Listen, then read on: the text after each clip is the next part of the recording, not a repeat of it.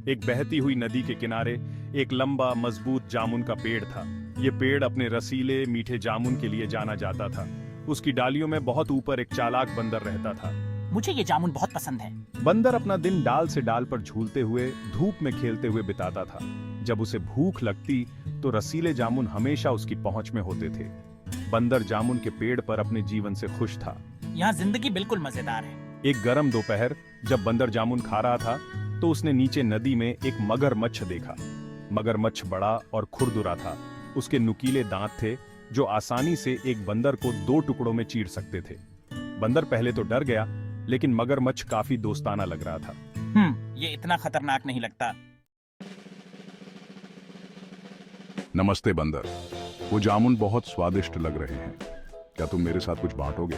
बंदर एक पल के लिए हिचकिचाया और फिर कुछ जामुन मगरमच्छ के लिए नीचे फेंक दिए। मगरमच्छ ने उन्हें अपने चौड़े जबड़ों में पकड़ लिया और मीठे स्वाद का आनंद लिया। धन्यवाद बंदर, ये अब तक के सबसे अच्छे जामुन हैं जो मैंने कभी खाए हैं। और इस तरह बंदर और मगरमच्छ के बीच एक अनोखी दोस्ती शुरू हुई। हर दिन मगरमच्छ जामुन के पेड़ पर जाता और बंदर अपने जामुन उसके साथ बांटता। वे बातें करते और हंसते और जल्द ही वे सबसे अच्छे दोस्त बन गए। किसी से बात करना अच्छा लगता है, भले ही वह कोई मगरमच्छी क्यों ना हो। बंदर को मगरमच्छ की संगति पसंद आती थी। मगरमच्छ भी अपनी रोज की बातचीत का बेसब्री से इंतजार करता था। दिन हफ्तों में बदल गए और उनका बंधन और मजबूत होता गया। बंदर को क्या पता था कि उनकी दोस्ती की परीक्षा होने वाली है। एक दिन मगरमच्छ जामुन से भरा पेट और संतोष से भरा दिल लेकर घर गया। उसने अपनी पत्नी को अपने दोस्त बंदर और उनके द्वारा साझा किए गए स्वादिष्ट जामुनों के बारे में सब कुछ बताया। मगरमच्छ की पत्नी ध्यान से सुनती रही। पतिदेव, अगर वह बंदर हर दिन ये जामुन खाता है तो उसका दिल बहुत मीठा होगा। मेरी इच्छा है कि मैं ऐसे प्राणी का दिल खाऊं। मगरमच्छ भयभीत था।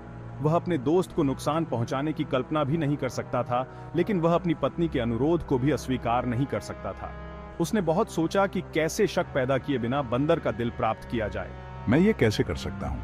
अंत में उसे एक योजना सूझी। चिंता मत करो प्रिय, मैं तुम्हारे लिए बंदर का दिल लाऊंगा। मेरे प्यारे दोस्त, मेरी पत्नी ने तुम्हें रात के खाने पर हमारे घर आमंत्रित किया है।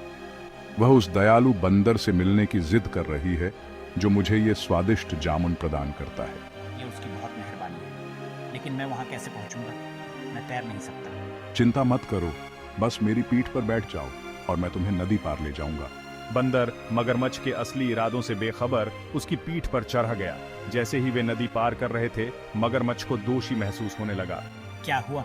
मेरी पत्नी तुम्हारा दिल खाना चाहती है और मैंने मूर्खता में उससे वादा कर लिया। मैं तुम्हें अभी उसके पास ले जा रहा हूँ। बंदर का दिल बैठ गया। वह अपने जामुन के पेड़ की सुरक्षा से बहुत दूर फंस गया था, लेकिन बंदर तेज दिमाग वाला था। उसने खुद को बचाने के लिए झट से एक योजना सोची। अरे नहीं, ये तो बहुत बुरा हुआ। देखो, हम बंदर हमेशा अपने दिल को अपने घरों में सुरक्षित रखते हैं। हम इसे कभी अपने साथ लेकर नहीं घूमते। क्या तुम मुझे पहले क्यों नहीं बताया? अब मेरी पत्नी बहुत नाराज होगी। हमें तुरंत वापस जाना चाहिए ताकि तुम अपना दिल ला सको। मगरमच्छ इस बात से राहत मिली कि उसे अपने दोस्त को नुकसान नहीं पहुंचाना पड़ेगा। उसने जल्दी से मुड़कर जामुन के पेड़ पर वापस तैरना शुरू कर दिया। जैसे ही वे नदी के किनारे पहुंचे, बंदर मगरमच्छ की पीठ से कूद गया और पेड़ पर चढ़ गया। तुम मुझे फिर कभी बेवकूफ नहीं बना पाओगे। मुझे लगा कि हम दोस्त हैं। अब मैं देखता हूँ कि तुम पर भरोसा करके मैं गलत था। मगरमच्छ शर्मिंदा था। उसने अपनी गलती का एहसास किया और बंदर से उसे माफ करने की विनती की, लेकिन बंदर ने उसकी एक न सुनी। उसने उस दिन एक बहुमूल्य सबक सीखा था। एक सबक यह कि बुद्धिमानी से दोस्त चुनना कितना महत्वपूर्ण है। बंदर और मगरमच्छ ने फिर कभी बात नहीं की। बंदर जामुन के पेड़ पर ही रहता था, लेकिन अब वह दोस्त बनाने को लेकर हमेशा ज्यादा सतर्क रहता था, खासकर मगरमच्छों से। बंदर और मगरमच्छ की कहानी हमें 2 बहुमूल्य सबक सिखाती है। सबसे पहले, यह चुनौतीपूर्ण परिस्थितियों में धैर्य और तेज सोच के महत्व पर प्रकाश डालती है।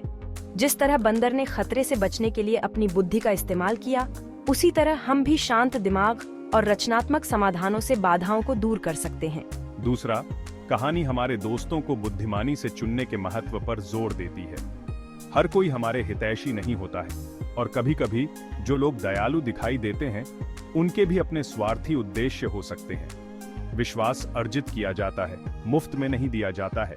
और सच्चे दोस्त वे होते हैं जो हमारे साथ खड़े होते हैं, न कि वे जो अपने फायदे के लिए हमें धोखा देंगे।